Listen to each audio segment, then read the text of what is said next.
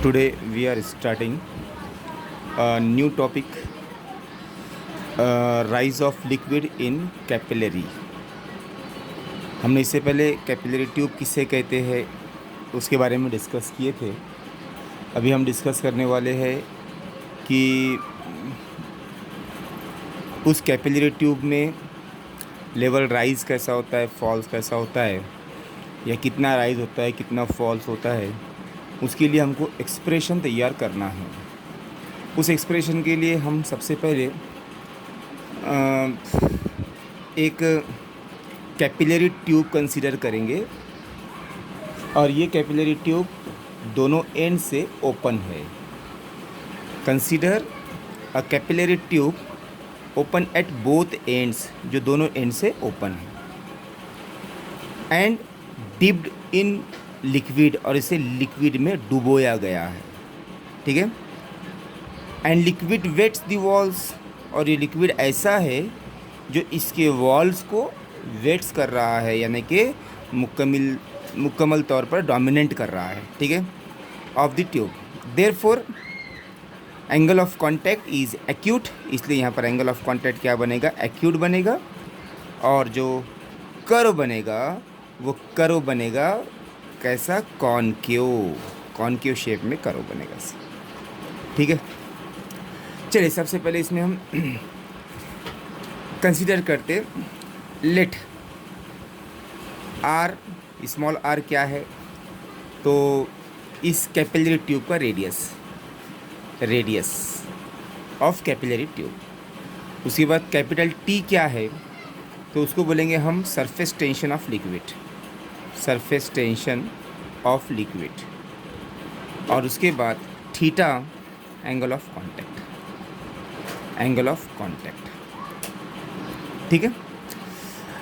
अब देखिए सबसे अहम चीज़, हम सरफेस टेंशन की बात करते हैं तो हम ये बात इसमें बताएंगे कि सरफेस टेंशन जो होता है, which is acts along the tangent to the meniscus. ये आपका मेनिस्कस है, और इस मेनिस्कस पर जो टेंजेंट ड्रॉ हो रहे हैं, जो एक्यूट एंगल बना रहे हैं ना, ये एक टेंजेंट, ये एक टेंजेंट, तो इन टेंजेंट्स पर क्या एक्ट होता है, सरफेस टेंशन एक्ट होता है। हमने यहाँ पर एक पॉइंट लिए ए और यहाँ पर एक पॉइंट लिए बी, यानी कि ए और बी पॉइंट पर सरफेस टेंशन एक्ट हो रहा है। ठीक है। According to Newton's third law, अगर हम न्यूटन के थर्ड लॉ की अगर बात करते हैं तो दिस ट्यूब विल एक्सर्ट्स, ये ट्यूब क्या करेगा, एक्सर्ट्स करेगा इक्वल एंड अपोजिट रिएक्शन। ये इक्वल और अपोजिट रिएक्शन को क्या करेगा, ऐड करेगा। इसलिए मैंने सरफेस टेंशन को क्या बोल दिया, आर यानी कि रिएक्शन। तो ये इक्वल एंड अपोजिट रिएक्शन को क्या करेगा, एक्ट करेगा। ठीक है। This tension can be resolved into two components. One is vertical component T cos theta, another is horizontal component T sin theta. ये जो टेंशन है या रिएक्शन है, ये टेंशन रिएक्शन दो पार्ट में डिवाइड हो रहा है। एक है T cos थीटा और दूसरा है T sin theta. This tension along the tangent can be resolved into two components. One is vertical component in upward direction, and another is in horizontal direction, perpendicular to the walls of the capillary tube. तो दो हो गए, T cos theta और T sin theta. ठीक है। अब T cos theta जो है ये वर्टिकल है, वॉल की तरफ है। आप जानते हैं ये ट्यूब का जो ऊपरी सिरा होगा इस तरीके से रहेगा, है ना, ऊपर का सिरा, और इसके हर पॉइंट से क्या निकलेगा, ये वर्टिकल कंपोनेंट निकलेगा, हर पॉइंट से निकलेगा। हर पॉइंट से होता है, कितने पॉइंट से आप जानते हैं कि ऊपर का जो पार्ट रहेगा आपके ट्यूब के अंदर की, जब सबसे टॉप की सरफेस रहेगी, वो टॉप की सरफेस कैसी रहेगी, कंप्लीटली सर्कल शेप में रहेगी। ठीक है, कंप्लीटली सर्कल, और सर्कल का पूरा पेरीमीटर यानी कि उसका पूरा अहाता जिसको हम सरकमफ्रेंस कहते हैं, तो वो सरकमफ्रेंस क्या होता है, 2 पाई होता है। इसलिए पूरा जो अपने पास टेंशन का जो कंपोनेंट आएगा वो T cos थीटा इंटू 2 पाई r आएगा, बराबर है। तो टोटल अपवर्ड फोर्स जो रहेगा, total upward force total upward force वो रहेगा T cos theta into 2πr, ये रहेगा, बराबर है। अब कुछ बातें आगे हम लेकर चलते, इसमें कुछ बातों में हम ये बोलेंगे कि ठीक है, इस लिक्विड कॉलम का वेट क्या है, ठीक है।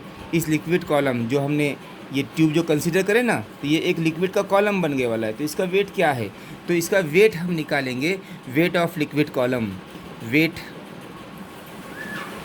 ऑफ लिक्विड कॉलम वो किस तरह से निकालेंगे, आप जानते हैं, mass into gravity, m into जी।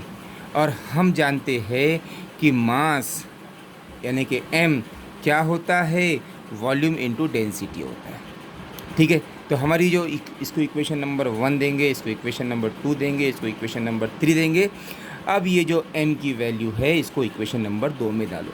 देयरफॉर इक्वेशन 2 बिकम्स, चलिए इक्वेशन 2 क्या हो जाएगी बोलो, weight of column, weight of liquid column equal to, mass निकाल दो ना, v इंटू रो, किसके जगह पे, m की जगह पे, m की वैल्यू है ना v इंटू रो, यहाँ पे आएगा v इंटू, और ये g जैसा है, इसको डालो इक्वेशन नंबर 4, ठीक है। अब क्या है बेटे, इसमें v है, v जिसको हम क्या बोलते हैं, वॉल्यूम बोलते, और वॉल्यूम किसका होना अपने को, ये एक सिलेंडर शेप है, और सिलेंडर का वॉल्यूम होता है πr²h, सिलेंडर का वॉल्यूम क्या होता है, πr²h, but volume equal to πr²h, लेकिन हम जानते हैं कि वॉल्यूम क्या होता है, πr²h। Therefore equation 4 becomes, equation 4 क्या हो जाएगी, इक्वेशन 4 हो जाएगी, फिर से देखिए बेटा, wait of liquid column,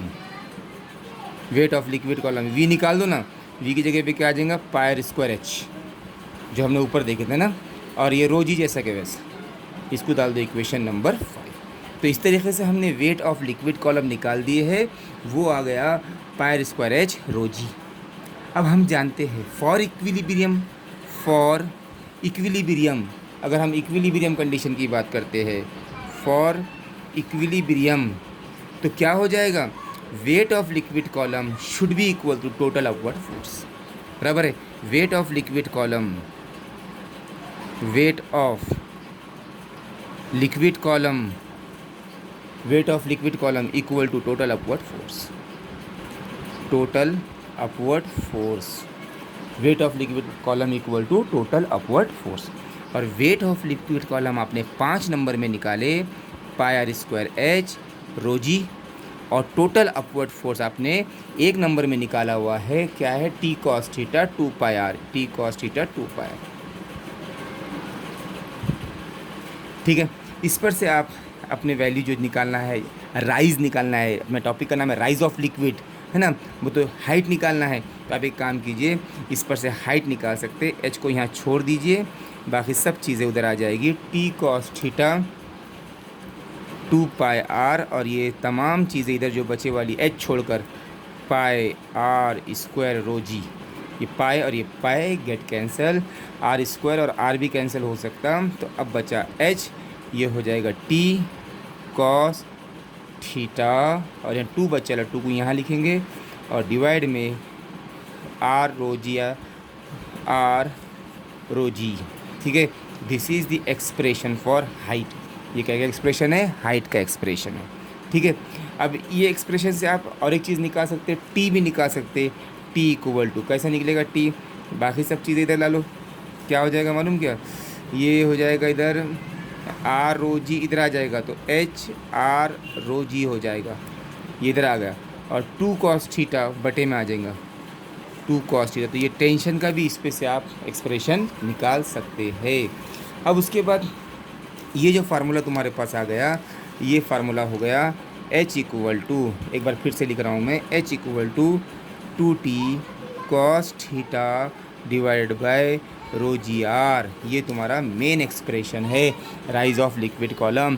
this expression is called as ascent formula, इसको हम एसेंट फार्मूला कहते हैं, क्या कहते हैं इसे, एसेंट फार्मूला, ठीक है। अब इसके अंदर मैं कुछ केसेस आपको दिखाता हूँ, आप ज़रा केसेस पे ध्यान दीजिए। अगर इसमें पहला केस मैं इस तरीके से लूँ, क्या, थीटा लेस देन 90, थीटा को अगर 90 से कम रखूँ मैं, तो थीटा 90 से कम रहेगा, तो जाहिर सी बात है कॉस की वैल्यूज़ जो 90 से कम होती है, कॉस 90 या 90 से बिलो, वो हमेशा क्या आती है, पॉजिटिव आती है। तो कॉस थीटा ये क्या आ जाएगा, पॉजिटिव आ जाएगा, ठीक है। और कॉस थीटा अगर पॉजिटिव आया तो एच का मतलब एच भी क्या रहेगा, पॉजिटिव।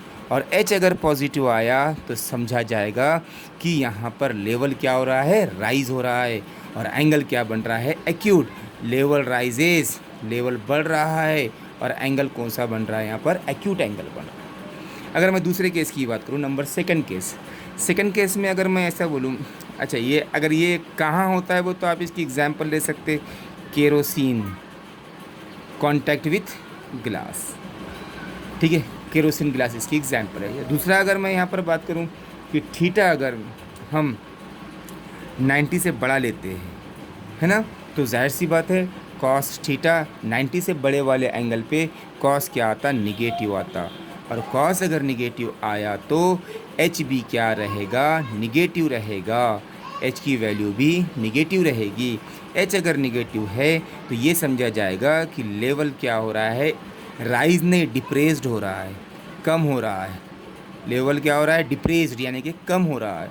और लेवल कम हो रहा है तो यहाँ पर एंगल कौन सा है, ऑब्ट्यूस एंगल है, ठीक है, ऑब्ट्यूस एंगल है। और ये एग्जाम्पल आप ले सकते हैं। इसकी एग्जाम्पल की अगर बात करें तो इसकी एग्जाम्पल में बोलेंगे मर्क्यूरी इन कांटेक्ट विथ गिलास। और तीसरे इसमें हम बात करते, अगर थीटा को हम 90 कंसीडर करते, थीटा अगर 90 मिल जाता है तो थीटा 90 बनने पर कॉस थीटा की वैल्यू क्या होती है, 0, क्योंकि कॉस 90 क्या होता है, 0। और कॉस 0 हो गया ना बेटे तो ये पूरा 0 हो जाता है, यानी कि H will be equal to 0। ना तो लेवल बढ़ रहा है ना लेवल कम हो रहा है, नाइदर राइजेस नॉर डिप्रेस। तो ये ऐसी एग्जांपल हम बोलेंगे कि वाटर और गिलास की एग्जांपल हो सकती है, जिसमें लेवल बढ़ भी नहीं रहा है और कम भी नहीं हो रहा है, ठीक है।